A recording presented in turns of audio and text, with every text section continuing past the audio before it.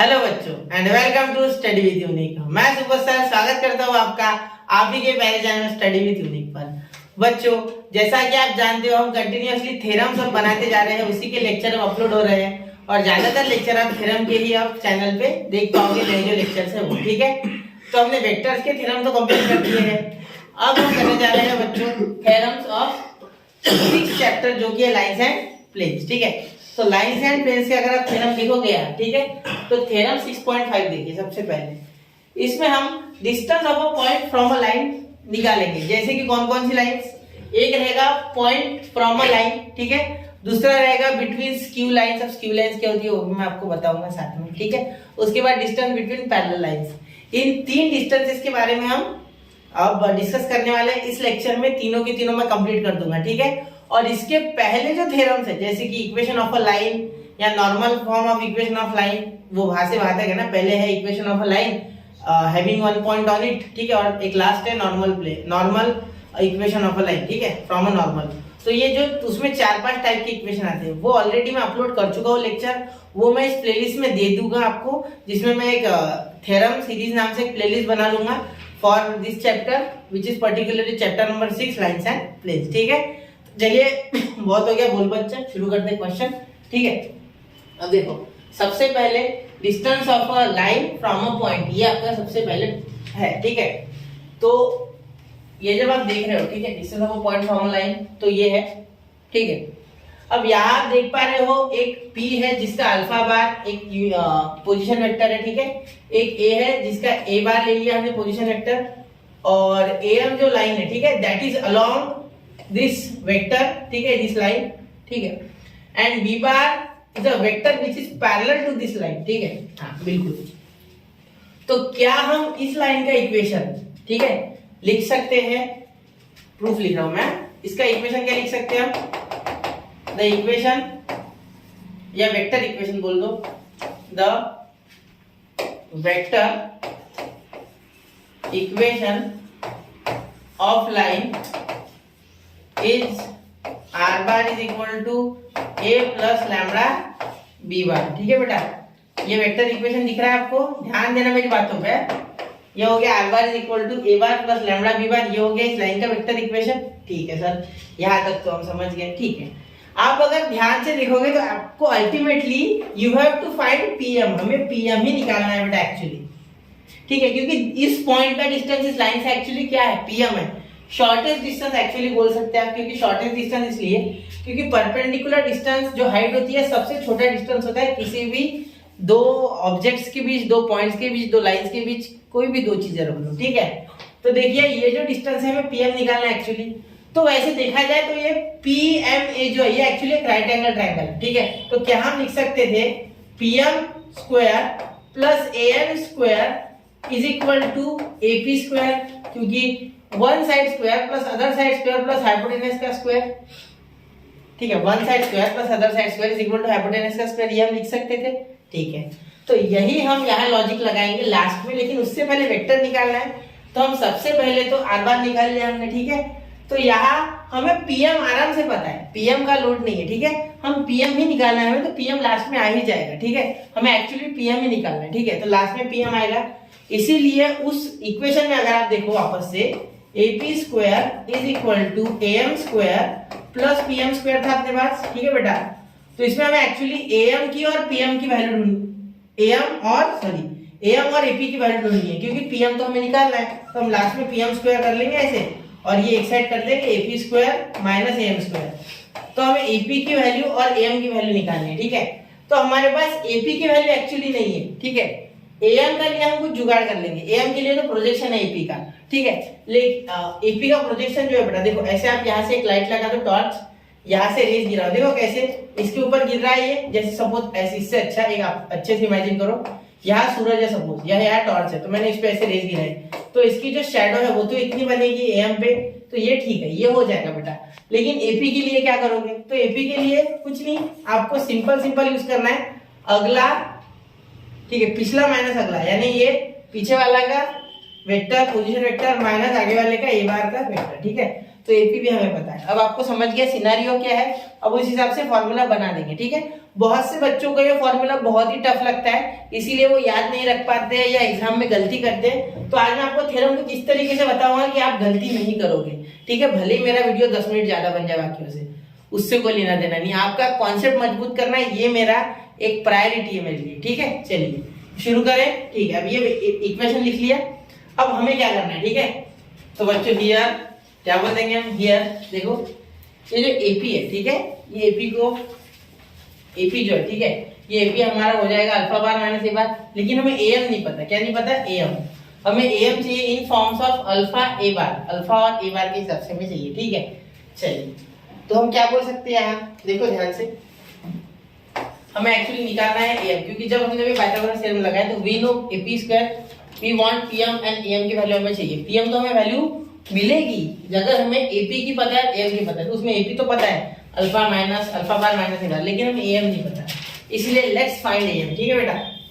तो एम क्या हो जाएगा, M is equal to projection of AP, projection of AP, ठीक है, ऑन बी बार। क्यों, क्योंकि B bar is parallel to the, B bar is parallel to the given line, parallel to given line, ठीक है। ऐसा भी लिखा तो चलेगा, ठीक है, गिवन लाइन, ठीक है। चलिए therefore M is equal to, AP की प्रोजेक्शन है बेटा, एपी बार की प्रोजेक्शन ऑन दिस, तो जिसकी प्रोजेक्शन है वो पहले, यानी एपी बार पहले, ठीक है, इनटू जिस पे प्रोजेक्शन गिर रहा है उसका यूनिट वेक्टर, यानी क्या, वो वेक्टर खुद, यानी इसका वेक्टर क्या है, देखो बी बार का, बी बार का वेक्टर खुद बी बार है बेटा, बिल्कुल, और बी बार का मैग्नीट्यूड, बी बार का क्या, मैग्नीट्यूड, ठीक है। ये होगा बी बार, क्योंकि पैरेलल, देखो ये दोनों लाइन पैरेलल है। अब इस पे चाहे आप प्रोजेक्शन गिराओ या इस पे गिराओ, प्रोजेक्शन सेम टू सेम ही आएगी, कोई फर्क नहीं होगा, ठीक है। तो इसीलिए हम बी बार ही डायरेक्ट बोल रहे हैं, ठीक है, क्योंकि हम हमेशा इक्वेशन ऑफ लाइन जब बनाते हैं तो एक पैरेलल लाइन जरूर लेते हैं, ठीक है, उससे हमारा इक्वेशन आसानी से बन जाता है पैरामीट्रिक फॉर्म वाला। कौन सा बेटा, पैरामीट्रिक फॉर्म, क्लियर, ठीक है। अब यहाँ क्या बोल सकते हैं, therefore AP bar dot B bar upon B bar का मैग्नीट्यूड, ठीक है, समझ गए। चलो आगे, अब यहाँ ध्यान देना, अब हम इसमें पाइथागोरस थ्योरम लगाएंगे। कौन सा, पाइथागोरस, क्योंकि हमें एम मिल चुका है बेटा, ठीक है। अगर हमें एम मिल गया इसका मतलब हमें एपी ऑलरेडी पता है, पीएम आराम से निकल जाएगा, ठीक है।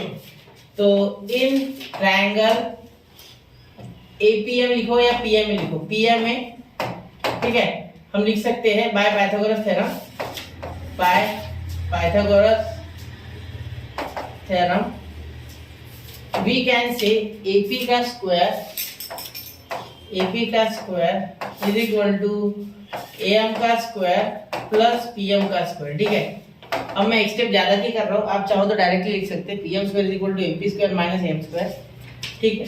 तो PM का square is equal to AP square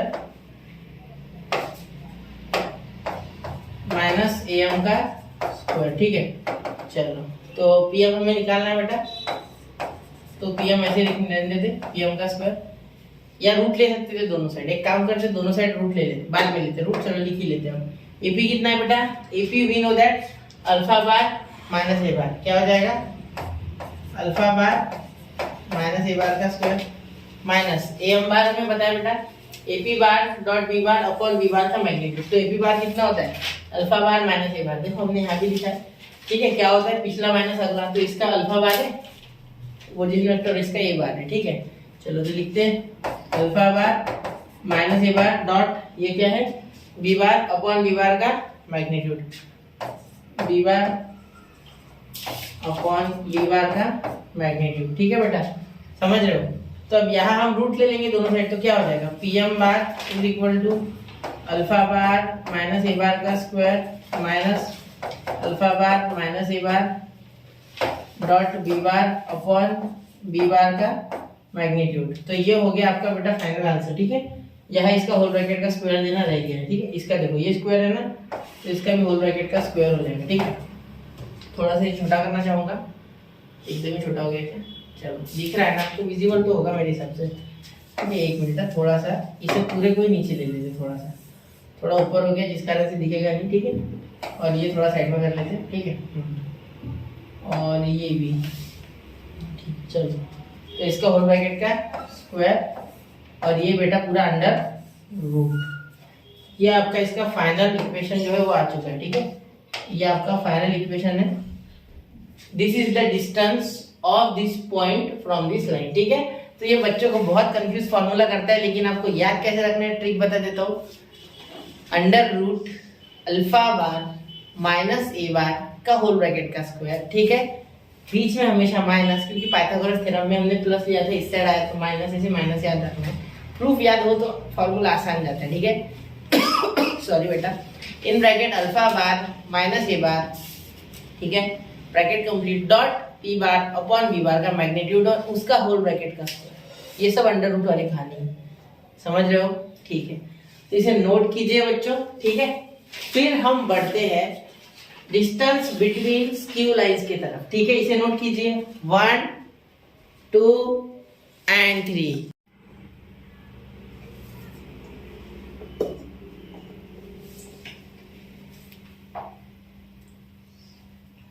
तो नोट कर लिया बच्चों। चलिए अब बढ़ते हैं अगले टॉपिक की ओर, ठीक है, जो कि है डिस्टेंस बिटवीन स्क्यू लाइंस। अब बहुत से बच्चों के मन में होता है कि स्क्यू लाइंस क्या होती है सर। देखो बेटा, मैं आपको थोड़ा 3D में समझाऊंगा। एक मिनट, दो पेन ले लूं मैं। देखो, ऐसी दो लाइंस ना ही पैरेलल है वो, ना ही एक सिमिलर प्लेन में है, ठीक है। जैसे कि ये और ये, ठीक है, ये ना ही पैरेलल है ना ही सिमिलर प्लेन में है, लेकिन इनके बीच का शॉर्टेस्ट डिस्टेंस अगर मैं लगाना चाहूँ तो वो ये मार्कर अगर मैं बीच में रख दूं इस तरीके से, तो ये हो गया shortest distance between this two lines, shortest distance between this two lines. Clear? तो देखिए, ये होता है स्क्यू लाइंस का कांसेप्ट। आपको लग रहा होगा ये ऐसी आ रही, नहीं बेटा, ये 3D में है। स्टोरी 3D में इमेजिन करो ताकि 2D में, वरना ऐसे होगा, कंफ्यूजन होगा, ठीक है। चलो, तो मैं शुरू करूँ। सबसे पहले हमें ये दिया गया है बेटा आर बार, ये नीचे वाला, और ये सॉरी V2 नीचे V1 ऊपर, मतलब इसका जो इक्वेशन है इसका है parametric form. R bar is equal to A1 plus lambda B1, ठीक है। बार की बात कर रहा हूं मैं। R bar is equal to A1 bar plus lambda B2 bar, ठीक है। ये इसका इक्वेशन। तो इन दोनों के सारे हमें सॉल्व करना है। बेसिकली मैं क्या करूंगा, मैं AB बार का प्रोजेक्शन ऐसा बोलूंगा कि वो PQ के इक्वल है, बिल्कुल, क्योंकि हम इसे ऐसे अगर शिफ्ट कर दें इसे इस तरीके से, तो ये तो एक्चुअली ऐसे बन रहा है, और ये बीच का एंगल मैं थीटा बोल दूंगा, ठीक है। कुछ ना कुछ जुगाड़ करेंगे, ठीक है, टेंशन मत लो, हो जाएगा, आराम से हो जाएगा, ठीक है। सिर्फ आपको थोड़ा ध्यान देना है, बाकी भरोसा रखो, हो जाएगा, ठीक है। अब ये B1 क्रॉस B2 निकालूंगा। क्यों सर? क्योंकि देखो, इनका अगर क्रॉस प्रोडक्ट करता हूँ B1 क्रॉस B2 का, तो मुझे एक इस तरीके से यूनिट वेक्टर मिलता है। उसकी मैं आराम से बोल दूंगा कि वो B1 क्रॉस B2 का यूनिट वेक्टर सपोज ये है, B1 क्रॉस B2 का यूनिट वेक्टर सपोज ये है, और इसकी प्रोजेक्शन ये है, ठीक है। और यही प्रोजेक्शन तो इसके इक्वल है है ना। तो इसके सहारे इसको पकड़ो और इसके सहारे उसको पकड़ो, ऐसा जुगाड़ है, ठीक है। तो ये आपको समझना है, बाकी सिर्फ आसान है, ठीक है। चलो, सबसे पहले तो यही करते फिर, ठीक है। क्या लिखेंगे सर? सबसे पहले लिखते हैं कि line L1 and L2 are skew lines, ठीक है। Lines L1 and L2 are skew lines, ये स्क्यू लाइंस है, ठीक है, पहली बात तो, ठीक है। फिर equations are r bar is equal to A1 plus lambda B bar B1 bar, दूसरा r bar is equal to A2 plus lambda P2 bar, ठीक है। चलो, बिल्कुल यहाँ तक तो बिल्कुल सही है सर, यहाँ तक बिल्कुल गाड़ी सही चल रही है हमारी, ठीक है सर। यहाँ पे फिर A2 माइनस A1 सर, ये तो बेटा ये AB का है, जैसे पिछले इसमें था अल्फा बार माइनस A बार, तो उसी तरीके से लेंगे, ठीक है। वो टेंशन नहीं है मेरे लिए, कोई बड़ी बात नहीं है उसे लेना, ठीक है। मैं AB को ले लूंगा, B आगे आ जाएगा, A पीछे चल जाएगा, उसका दिक्कत नहीं, ठीक है। समझ रहे हो ना? ठीक है। तो हम प्रोजेक्शन की बात करेंगे इस बार। प्रोजेक्शन ऑफ AB वो PQ के इक्वल है, ठीक है। चलो देखते हैं। सपोज ये देखो, ये प्रोजेक्शन है, यहाँ से मैं एक फोकस फिट कर दूं, यहाँ से इस तरीके से इसमें लाइट गिराऊं, तो इसका जो प्रोजेक्शन है वो इस पे इतना ही रहेगा। अगर ये लाइन यहाँ होती तो, या आप इसे मत शिफ्ट करो, आप इसे शिफ्ट कर लो इधर ऐसे, तो इसका प्रोजेक्शन तो इतना ही गिरेगा ना, बिल्कुल। प्रोजेक्शन एंड शैडो, ठीक है। तो ये समझना है, प्रोजेक्शन वगैरह नहीं समझता है बेसिक देखो बेटा, बेसिक लेक्चर, मेरे जो बेसिक लेक्चर है वही देख लो, या स्कूल और कोचिंग या कहीं सीख चुके तो कोई दिक्कत नहीं। चलिए करें शुरू, ठीक है। तो देखिए यहाँ क्या हो जाएगा, या ऐसे लिखते, लाइन लिखने सकता है, p q is the shortest distance, p q is the shortest distance between L1 and L2, ठीक है। PQ is equal to, PQ का मैग्नीट्यूड ले लो, is equal to projection of AB, projection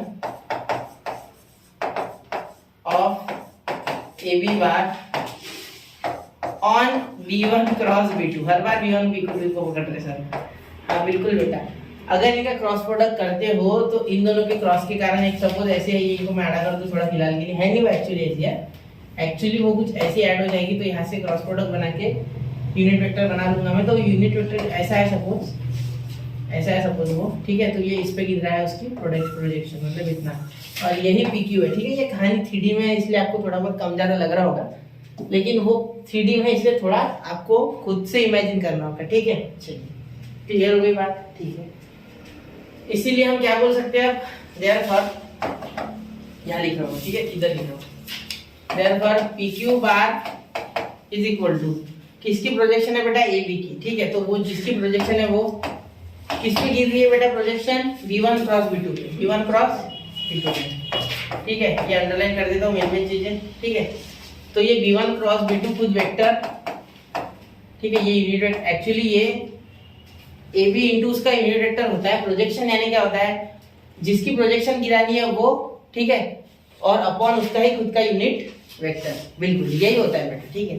तो देखो हमें यहाँ AB की प्रोजेक्शन पता है, इक्वल टू है PQ के, अगर वो B1 क्रॉस B2 पे गिरती है तो the shadow of AB on B1 cross B2, the cross product of this two vectors and the vector gained by the cross product of this two vector, मतलब इनसे perpendicular, vector perpendicular to B1 cross B2 is and the projection on it of AB, बहुत हो रहा है क्या, समझ गए ना मेरी बात, हाँ। ये बहुत इंग्लिश में जाता जाता बता तो वापस से देखो, ये B1 और B2 का जब आप क्रॉस करोगे, ठीक है, तो इससे आपको एक यूनिट वेक्टर मिलेगा। वो यूनिट वेक्टर होता है इस तरीके से, ठीक है। तो ये इसका प्रोजेक्शन इतना आ जाएगा और इतनी ही ये वाली लाइन है, क्योंकि इसका प्रोजेक्शन यहाँ इस तरीके से आप आराम से गिरा सकते हो, ठीक है।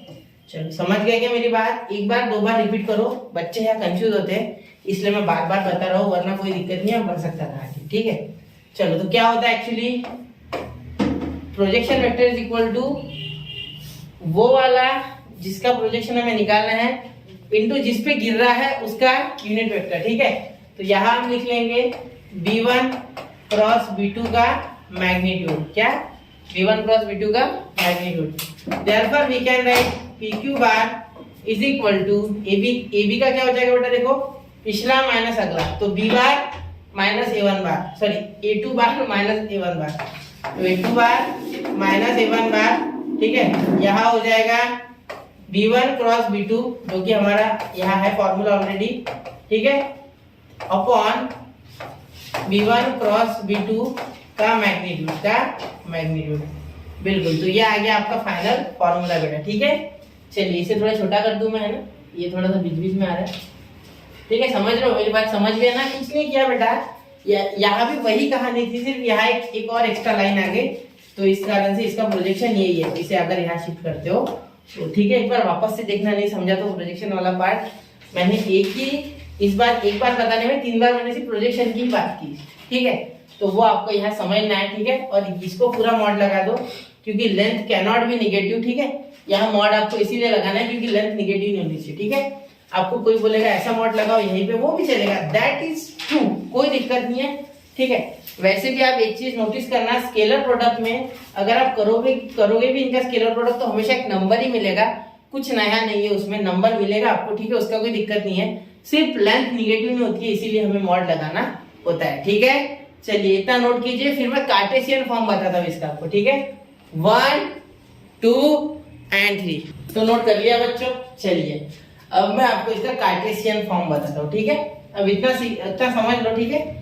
ये फॉर्मूले का काम पड़ेगा आगे, ठीक है, लेकिन मैं आपको डायरेक्टली कार्टेशियन फॉर्म बताता हूँ। देखो उसके पहले मैं आपको और एक चीज बताऊंगा। देखो इसका अगर आप चाहो उसी में A2 बार जो है उसका, सॉरी A1 वेक्टर जो है उसका, वो आप कुछ इस तरीके से लिखोगे x1 i cap plus y1 j cap plus z1 k cap, ठीक है, ये फिक्स होता है, ठीक है।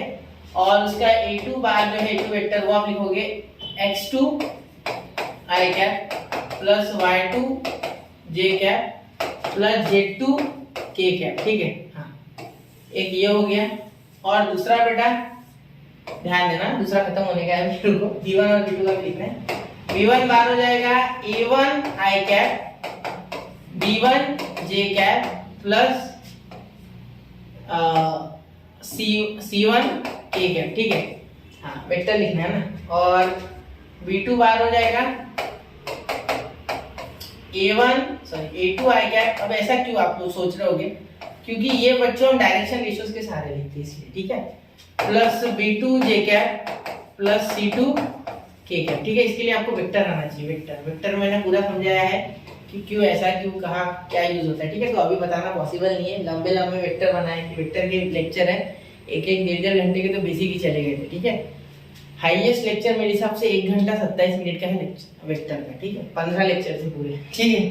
चलिए आप कर सकते हो, आपके हाथ में तो फोन है ना, आप कर सकते हो। एक दिन में चाहो तो 4-5 लेक्चर करके 3 दिन में वेक्टर निपटा सकते हो। और मेरी गारंटी वेक्टर में कोई कहीं आपको दिक्कत नहीं आएगी, एक बार मैंने बता दिया, ठीक है। चलो ठीक है, बहुत हो गई मार्केटिंग, शुरू कर दे। तो a2 a1, ठीक है। तो सेम आगे जैसे कॉन्सेप्ट, यहाँ a2 माइनस a1 था, ठीक है, फॉर्मूले में पहले, ठीक है। देखो यहाँ इससे कार्टेशियन फॉर्म बनाएंगे तो a2 माइनस a1 फिर b1 क्रॉस b2। तो पहले बना लेते a2 माइनस a1 है ना, इसे छोटा कर लेता हूँ। तो a2 माइनस a1 लिखते हैं ना, यहाँ हो जाएगा a2 minus a1 is equal to, ये देखो अब जब माइनस करोगे आप, ठीक है बेटा, जब आप माइनस करोगे तो यहाँ x2 minus x1 i cap, x2 minus x1 i cap plus y2 minus y1 j cap, ठीक है, plus z2 minus z1 k cap, ठीक है। ये आपका जो था वो आ गया पहला a1 minus a2 minus a1, ठीक है, हो गया। इसके बाद आप क्या करोगे, b1 क्रॉस b2, ठीक है, b1 बार क्रॉस b2 बार, तो क्या हो गया i j और k, ठीक है। क्या हो जाएगा i j k करने के बाद इसका आपका देखो यहाँ आप क्या लिखोगे a1 b1 c1। देखो बहुत से बच्चों को पता नहीं होता फॉर्मूला कहाँ से आता है, इसलिए बता रहा हूँ, a2 b2 और c2, ठीक है, क्लियर। वैसे प्रूफ दिया नहीं इसके टेक्स्ट बुक में, मैं खुद से बता रहा हूँ, ठीक है, जिससे कि आपको समझ जाए, ठीक है। एनसीईआरटी में है शायद इसका प्रूफ, हमारे स्टेट बोर्ड में नहीं है, महाराष्ट्र में, ठीक है। तो देखो अब यहाँ जब आप इसको क्रॉस करोगे तो क्या मिलेगा आपको, इसको सॉल्व करना होगा। i के लिए ये छोड़ दोगे, j के लिए ये छोड़ दोगे, k के लिए ये छोड़ दोगे, ठीक है। तो यहाँ b1 c2 minus b2 c1, ठीक है। क्या हो जाएगा इसका आंसर, b1 क्रॉस b2 बार का क्या हो जाएगा आंसर, b1 c2, ठीक है, minus b2 c1 minus b2 c1, या c1 b2 भी लिख सकते हैं, आपकी इच्छा है वो, ठीक है। ऐसा क्यों लिख रहा हूँ वो बताऊंगा आपको मैं 2 मिनट में। थोड़ा सा ट्रिक से रिलेट करने के लिए बोल रहा हूँ, ठीक है ना। ट्रिक रिलेट करोगे तो ऐसा आसान जाता है इसलिए, ठीक है। तो उसके बाद j के लिए क्या हो जाएगा a1 c2 और c1 a2, ठीक है, फिर हो जाएगा माइनस a1 c2, ठीक है, a1 c2, एक minute, a1 c2 minus c1 a2, ठीक है, फिर j कैप, ठीक है, प्लस, देखो कैसे करते हैं मैट्रिक्स सॉल्व, प्लस माइनस फिर वापस से प्लस, ऐसा अल्टरनेट आता है, प्लस माइनस प्लस, ठीक है। फिर यहाँ k के लिए a1 b2 b1 a2, ठीक है, a1 b2 minus b1 a2 minus b1 a2, और यहाँ बार लगा दोगे आप k कैप, ठीक है।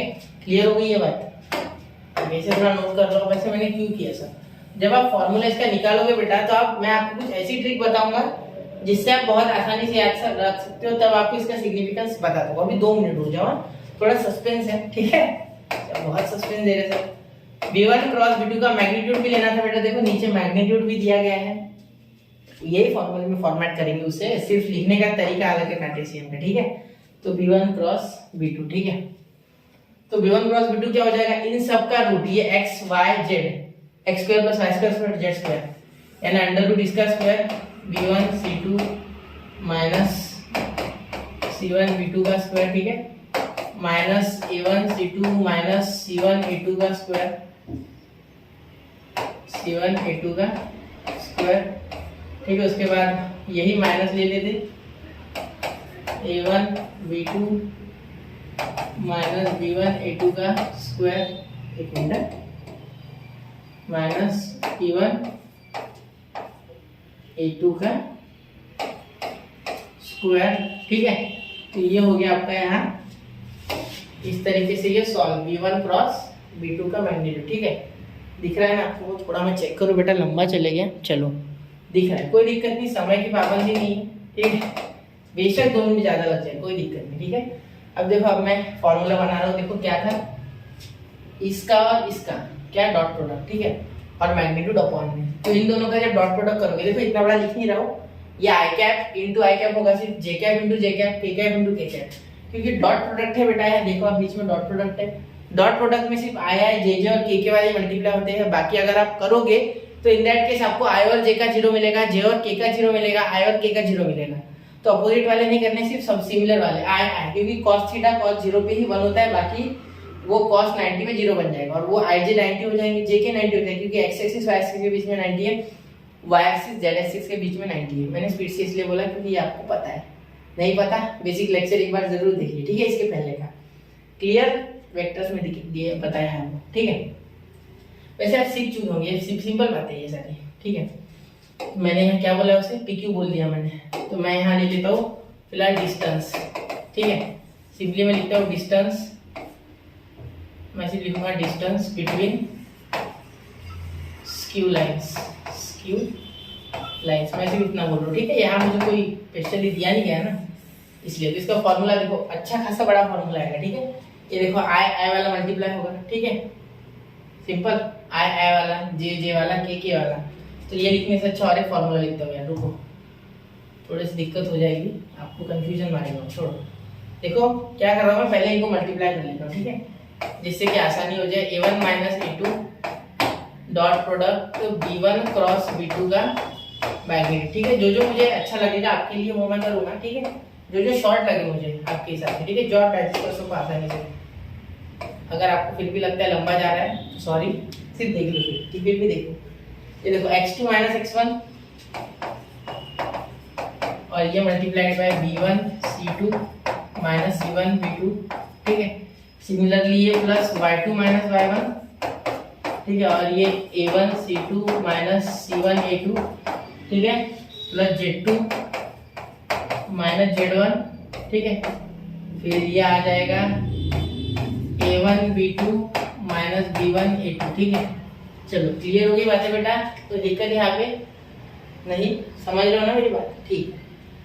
अब यहाँ क्या जुगाड़ है बेटा, यहाँ ये मल्टीप्लाई किया ना मैंने, ये देखो ये माइनस था, ये प्लस था, देखो ये जे और ये जे वाला, देखो यहाँ प्लस माइनस, तो यहाँ बीच में माइनस आएगा, ठीक है। अब मुझे ऐसे कैसे समझे बेटा, क्योंकि मैं यहाँ मैट्रिक्स लूंगा ना, तो मैट्रिक्स का फॉर्मेट क्या होता है, प्लस माइनस प्लस, वो ऐसे साइन मिलेगी, मैं समझ गया गलत है, ठीक है। इसी को अलग तरीके से ऐसे लिखे जा सकता है, देखो a2 minus a1 dot b1 cross b2, ठीक है, इसे ऐसे ऐसे लिखा जा सकता है, देखो मैग्नीट्यूड मतलब मैट्रिक्स के फॉर्म में इसे लिखेंगे x2 minus x1, y2 minus y1, और यह है लास्ट में z2 माइनस z1, ठीक है, z2 माइनस z1, यहाँ a1, यहाँ b1, यहाँ c1, यहाँ a2, यहाँ b2, यहाँ c2, ठीक है।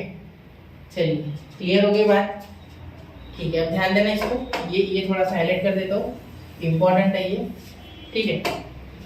अब मेरी बात पे थोड़ा फोकस करना, ठीक है।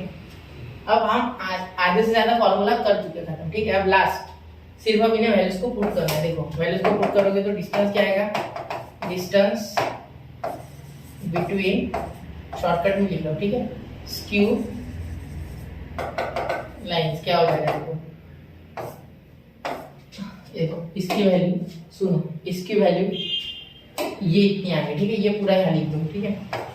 x2 minus x1, y2 minus y1, z2 minus z1, a1 b1 c1 c1 a2 b2 c2, ठीक है, अपॉन अंडर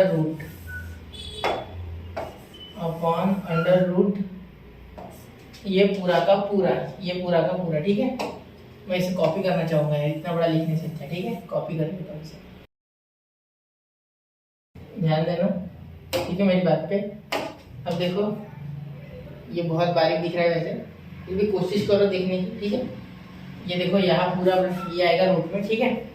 तो ये पूरा मैंने यहाँ लिखा है, ठीक है। तो कैसे याद करना है, ये तो आपको याद रहेगा, x2 minus x1, y2 minus y1, z2 minus z1 upon a1 b1 c1 a2 b2 c2। ये अंडर रूट जो कि मैग्नीट्यूड है b1 क्रॉस b2 का, देखो यहाँ भी है, वही है मैग्नीट्यूड, ठीक है। तो कैसे लिखोगे, पहले bc cb, फिर ac ca, फिर लिखोगे आप लास्ट में ab ba, उल्टा लिखोगे, ठीक है। फिर 1 2 1 2 1 2 सबके नीचे 12 लगा दो, 1 2 1 2 1 2 हो गया ना। बेस में 12 लगाने के बाद आपको पता चल गया कौन सा कौन है, ठीक है। तो ऐसे आपको याद रखना है, ठीक है बेटा। कुछ मुश्किल नहीं है, थोड़ा सा ध्यान देना है फॉर्मूले पे, और कार्टेशियन फॉर्म से झट से आंसर आ जाएगा। इसमें एक केस और है, देखो वो बता दूं, अगर ये एक दूसरे से इंटरसेक्ट कर रहे हैं, इनके बीच में कोई डिस्टेंस नहीं है, if two skew lines are intersecting, if two skew lines are intersecting, ठीक है, देन डिस्टेंस इक्वल टू 0।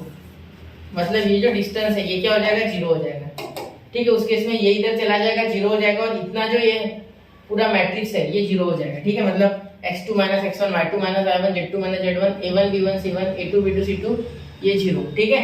समझ गए, तो इसके इक्वल टू 0 आ जाएगा इस तरीके से, ठीक है। समझ गए, तो बस यही एक दो केस है, ठीक है। इसे नोट कर लो। फिर हम अब बढ़ते हैं डिस्टेंस बिटवीन पैरेलल लाइंस की ओर, ठीक है। नोट कीजिए 1 2 एंड 3, तो नोट कर लिया बच्चों। चलिए तो अब बढ़ते हैं हम क्वेश्चन नंबर, मतलब अगले टॉपिक की ओर, जो कि है distance between parallel lines. Question number बोलने की आदत पड़ गई ना, ठीक है। तो अब ये सबसे आसान है बेटा, ठीक है। इसमें आपको थोड़ा सा आपका लॉजिक यूज करना है, पाइथागोरस थ्योरम ही एक्चुअली, लेकिन वैसे नहीं, ट्रिग्नोमेट्री का थोड़ा कॉन्सेप्ट यूज करेंगे। डायरेक्टली पाइथागोरस यूज नहीं आएगा, काम ही नहीं आएगा वो, ठीक है। याद तो नहीं आएगा ज्यादा, उससे भी होगा, लंबा जाएगा। उससे अच्छा सीधा साइन थीटा बोलूंगा मैं, क्योंकि मुझे एक्चुअली बीएम ही निकालना है। अगर आप देख पा रहे हो तो पैरेलल लाइन से ये, ठीक है, और इसके बीच में जो मुझे परपेंडिकुलर दिख रहा है वो दिख रहा है बीएम। मतलब we have to find the length of BM, actually we have to find the height means length of BM, ठीक है, जो कि डी दिया गया है, ये देखो वो डी निकालना है, ठीक है। चलिए शुरू करें फिर, ठीक है। अब यहाँ दिमाग लगाना थोड़ा सा, ठीक है। क्या करोगे आप, L1 and L2 are parallel to each other, ठीक है। उसके बाद आप क्या लिखोगे, BM इज परपेंडिकुलर टू, एक मिनट, BM क्या हो रहा है ये, एक minute, BM is perpendicular to AM, ठीक है। आप बोल दो AM या L2, लाइन L1 हम लिखते हैं, BM is perpendicular to line L1, ठीक है। चलो यहाँ तक क्लियर है। उसके बाद ध्यान देना, यहाँ तक क्लियर है। उसके बाद आप लिखोगे B bar is parallel to L1 is parallel to L2, ऐसा आप लिख सकते हो, क्योंकि तीनों एक दूसरे से पैरेलल है, ठीक है। यहाँ तक कोई दिक्कत नहीं है। ये इक्वेशन चाहो तो लिख लेना नीचे, ठीक है, नहीं लिखा तो भी कोई दिक्कत नहीं है, ठीक है। अब मैं सीधा लेने जा रहा हूँ इन ट्रायंगल AMB या BMA, आपके हिसाब से AMB लिख रहा हूँ मैं। Angle AMB is equal to 90 degree. Why? Because BM is perpendicular to line N. ठीक है। Therefore, sin theta is equal to opposite upon hypotenuse यानी BM upon AB. BM upon AB. अब बहुत से बच्चों के मन में एक सवाल उठेगा, मेरे भी मन में उठा था, झूठ नहीं बोलूंगा, ठीक है, मेरे भी मन में उठा था कि BM अपॉन AB और sin थीटा क्यों लिया, क्या tan नहीं ले सकते थे सॉरी, ये अपॉन AM, बेटा उससे कॉम्प्लिकेशन बढ़ जाते हैं। यहाँ शॉर्टकट है, देखो अगर ये हमें निकालना है और ये ऑलरेडी हमारे पास है a2 माइनस a1, मैं a भी को डायरेक्टली a2 माइनस a1 लिख के लिख देता, दिक्कत ही नहीं है। लेकिन am के लिए फिर से इसका प्रोजेक्शन निकालो, आखिर में पहुंचते वही आप, ठीक है, आखिर में पहुंचते वही, लेकिन लंबा हो जाता ना कार्यक्रम। क्यों लंबा करना, शॉर्टकट में हो जा रहा है, ठीक है, कोई लंबा प्रोसेस करने की जरूरत नहीं है, डायरेक्टली साइन थीटा लो। वैसे भी साइन थीटा आपको तो पता है ट्रिग्नोमेट्री जादू ही होती है, जो आंसर लंबे लंबे हो जाते हैं उनको ट्रिग्नोमेट्री एकदम शॉर्ट में कर देती है, तो इसीलिए ट्रिग्नोमेट्री का यूज किया है, ठीक है, क्योंकि वैसे भी पैरेलल थे, राइट एंगल ट्रायंगल मस्त बन रहा है, ऊपर से थीटा भी मस्त तरीके से बैठा हुआ है, इसलिए हम sin theta equal to bm upon a भी आराम से ले सकते हैं, अपोजिट अपॉन हाइपोटेनस, ठीक है, समझ रहे हो यहाँ तक? ठीक है सर, यहाँ तक तो हम बिल्कुल समझ गए, ठीक है, बिल्कुल अच्छा बेटा, ठीक है। अब देखो यहाँ मैं क्या लिखूंगा, यहाँ के लिख लेता हूँ अगली स्टेप, ठीक है, लिख देता हूँ, देखो bm is equal to sine ab, sine theta ab, sine theta ab, clear? अभी वेक्टर सबके ऊपर आप देना चाहो तो दो, वरना बाद में दे देंगे, क्या है उसमें, ठीक है। चलो अब इसके बाद ध्यान देना मेरी बात पे, पकड़ में आनी चाहिए बात, अरे समझनी चाहिए, दो बार देख लो ना यार, क्या दिक्कत क्या है ना, कुछ नहीं होता है, 2 बार देखो 4 बार देखो, एक ही बात है, ठीक है। लेकिन हर एक बात को जब तक वो समझे नहीं तब आगे नहीं बढ़ना, रिप्ले ले लेना, ठीक है, तब अच्छे समझते थे, वरना नहीं समझते। यही फर्क होता है टीचर के पढ़ने में और स्टूडेंट। अगर मैं कोई चीज पढ़ूंगा तो उसको 1-2 बार वापस देखूंगा कि मेरे दिमाग में फिट बैठ जाए, लेकिन आप क्या करते हो, समझ गया आप करके आगे चल जाते हो, ऐसा नहीं करना, डोंट गिव अप, ठीक है, जॉन सीना का डायलॉग है ना, नेवर गिव अप, वैसे पढ़ाई में नेवर गिव अप, ठीक है। चलो चलो आगे, ठीक है, चलो vm क्या है बेटा, d है, क्या है, मैग्नीट्यूड दे दो ना सबको मैग्नीट्यूड दे दो आप, ठीक है, इसे भी मैग्नीट्यूड दे दो, सबको दे दो, सिर्फ साइन थीटा को मैग्नीट्यूड मत दो, साइन थीटा तो वैसे ही एक वैल्यू है, साइन थीटा तो वैसे ही एक वैल्यू है ना, ठीक है। तो आप यहाँ क्या बोल सकते हो, देखो bm बार को d बोल दिया मैंने, d बार नहीं सिर्फ d बोलता हूँ, d एक मैग्नीट्यूड है, एक नंबर है, ठीक है। और यहाँ मैं क्या करता हूँ, साइन थीटा a b बार तो रखता हूँ वैसे, ठीक है, और यहाँ डॉट में मैं लेता हूँ 1 और यहाँ साइन थीटा। आप बोलोगे सर 1 क्यों लिया आपने, 1 लेने की क्या आवश्यकता है? बेटा जब आप डीप में स्टडी करते हो किसी चीज को तो आपको पता होगा कि प्रूफ में जुगाड़ किए जाते हैं, प्रूफ में हमेशा कोई ना कोई जुगाड़ होता है, तो यहाँ 1 जुगाड़ है, क्योंकि मैं क्रॉस प्रोडक्ट को यहाँ लाना चाहता हूँ, और क्रॉस प्रोडक्ट के लिए मुझे पता है साइन थीटा है, एक ए बी बार है, ठीक है, लेकिन आई नीड समथिंग एल्स, और एक चीज, यानी कि हमें पता है ए बार क्रॉस बी बार होता है, ए बार का मैग्नीट्यूड डॉट बी बार का मैग्नीट्यूड यानी मल्टीप्लाइड बाय, ठीक है, आप मल्टीप्लाई बोलो डॉट बोलो, आपकी इच्छा है वो, ठीक है। और यहाँ साइन थीटा, यहाँ साइन थीटा, तो इसमें का एक नहीं है मेरे पास, एक तो है, सपोज ए बार है मेरे पास, इसे ए बार बोलता हूँ, तो ये नहीं है मेरे पास दूसरा, तो 1 ले लेता हूँ, ठीक है। अब उसे भी बड़े ही शिद्दत से बड़े ही समझ के रखना, ठीक है। देखो ए बार का क्या हो जाएगा, a2 माइनस a1, तो पिछला माइनस आ गया, तो a2 माइनस a1 बार, ठीक है, ये तो आ गया, ठीक है।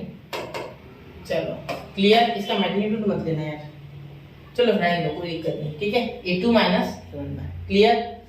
मैग्नीट्यूड तो लेना पड़ेगा सर, हाँ लेना पड़ेगा, ठीक है। इनटू, अब 1 को क्या रखे सर, 1 को बहुत सारे जरिए रखने को, कुछ भी रख सकते हैं, 1 यानी हमेशा यूनिट वेक्टर होता है, ये आपने देखा है। तो अगर हमें b सिर्फ b बार पता है, देखो पूरे इक्वेशन में देखो, इसमें भी हमें a बार और b बार पता है, इसमें भी हमें a बार और b बार पता है, तो क्या ये बेटर नहीं कि हम a बार और b बार के फॉर्म में ही इक्वेशन निकालें?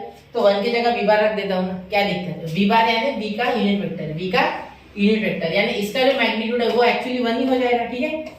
Magnitude of any unit vector is 1, you all know that, and what is the formula for unit vector, क्या है बेटा, b बार का खुद का वेक्टर अपॉन उसका मैग्नीट्यूड, b बार वो खुद वेक्टर, जिसका भी यूनिट वेक्टर निकालना है वो वेक्टर खुद अपॉन उसका मैग्नीट्यूड, ये याद हो जाना चाहिए अब तक, ठीक है। चलो क्लियर, यहाँ देखिए साइन थीटा, ठीक है। अब ये बन गया बेटा a2 minus a1 bracket cross b का यूनिट वेक्टर, ठीक है। तो ये बन गया d is equal to a2 minus a1 का मैग्नीट्यूड, ठीक है, क्रॉस b का यूनिट वेक्टर, ठीक है। ये मैग्नीट्यूड हट जाएगा ना, उल्टा होता है ना, देखो वापस a बार प्लस b बार, तो a का मैग्नीट्यूड b का मैग्नीट्यूड sin थीटा होता है, तो इसी को मैंने रिवर्स कर दिया है, ठीक है, इसी को मैंने रिवर्स कर दिया नीचे, ठीक है। ये समझना है आपको, रिवर्स है ना उल्टा, ठीक है। अब देखो या इसे मैंने अभी बताया था, इसे ऐसे लिखा जा सकता है बिल्कुल, तो ऐसे लिख देते जो कि फैमिलियर है हमारे लिए, बहुत से बच्चे इससे कंफ्यूज होते हैं, तो in that case you should write this like this, ठीक है, कोई दिक्कत नहीं है, ठीक है। ठीक है, लेकिन यहाँ डॉट प्रोडक्ट नहीं है, ठीक है, इसलिए ये लिखना ज्यादा बेटर होता है, ठीक है, वरना इसके लिए वापस से एक और ब्रैकेट आएगा, ठीक है, तो वहां भी आप कंफ्यूज हो सकते हैं। इसीलिए टेक्स्ट बुक में यही रोक लगा दी गई है आपके हरकतों पे, मतलब उस थ्योरम पे, मतलब ये इसका फॉर्मूला है, ठीक है, तो यही तो लाना था, ठीक है। इसका मैग्नीट्यूड, क्यों मैग्नीट्यूड लगाया बेटा, because this is a length, ठीक है, इसका मॉड सॉरी मैग्नीट्यूड नहीं, मॉड क्यों लगाया मॉड, क्योंकि length can never be negative, ठीक है बेटा। तो यहाँ हमने 3 चीजें डिस्कस की, ठीक है, एक बार नोट करो फिर बताता हूँ, 1 2 एंड 3, ठीक है बेटा। चलिए, तो यहाँ हमने 3 चीजें डिस्कस की, कौन कौन सी की बेटा, तो ये मैंने यहाँ इसको समराइज कर दिया, ठीक है, और एक बार 1 मिनट में बता देता हूँ। देखो, पहला formula under root alpha bar minus a bar का whole bracket square minus in bracket alpha bar minus a bar, ठीक है, डॉट प्रोडक्ट ऑफ, उसके साथ dot product dot B bar upon B bar का मैग्नीट्यूड और इसके whole bracket का square, ठीक है, और इसके बाद क्या आया, a2 minus a1 dot b1 cross b2 upon b1 cross b2 का मैग्नीट्यूड और होल ब्रैकेट का भी मैग्नीट्यूड, पूरा जो है इसका मैग्नीट्यूड, ठीक है। ये था डिस्टेंस बिटवीन ट्यू लाइन, फिर उसका कार्टेशियन फॉर्म देखा, ठीक है, जो कि ये आया x2 minus x1 y2 minus y1 z2 minus z1 upon a1 b1 c1 a1 a2 b2 c2 upon नहीं सॉरी मैट्रिक्स में अपॉन अंडर रूट, ये ट्रिक मैंने आपको बता दिया ऑलरेडी, ठीक है, इसे एंजॉय कीजिए ट्रिक को। अगर डिस्टेंस 0 होता है इसका मीनिंग है कि वो इंटरसेक्ट कर रही है, ठीक है, if two skew lines are intersecting then distance is 0, ठीक है, मतलब ये पूरा जो है ये इसका डिस्टेंस 0 हो जाएगा, ठीक है, ये गया, फिर ये भी गया और सिर्फ बचा ये, ठीक है। तो ऐसा हो सकता है कि बोला जाएगा 2 स्क्यू लाइंस के बीच का डिस्टेंस 0 है, तो इसमें कि किसी k वगैरह की वैल्यू निकालनी, तो तब आपको ये काम आएगा, ठीक है। फिर लास्ट में हमने पैरेलल लाइंस का डिस्कस किया, जो कि आएगा a2 माइनस a1, ठीक है, a2 बार माइनस a1 बार, ठीक है, इनटू b का यूनिट वेक्टर और उसका मॉड क्यों, क्योंकि पॉजिटिव वैल्यू चाहिए, लेंथ इज ऑलवेज पॉजिटिव, ठीक है बच्चा। तो इसी के साथ अगले लेक्चर में मिलते हैं, पढ़ते रहे, आगे बढ़ते रहे, धुआंधार तरीके से लेक्चर को देखते रहे और खुद से क्वेश्चन करें, ये मेन है, ठीक है, खुद से क्वेश्चन करिए, सबसे इंपॉर्टेंट बात है पूरे लेक्चर में। तो जय हिंद, जय भारत।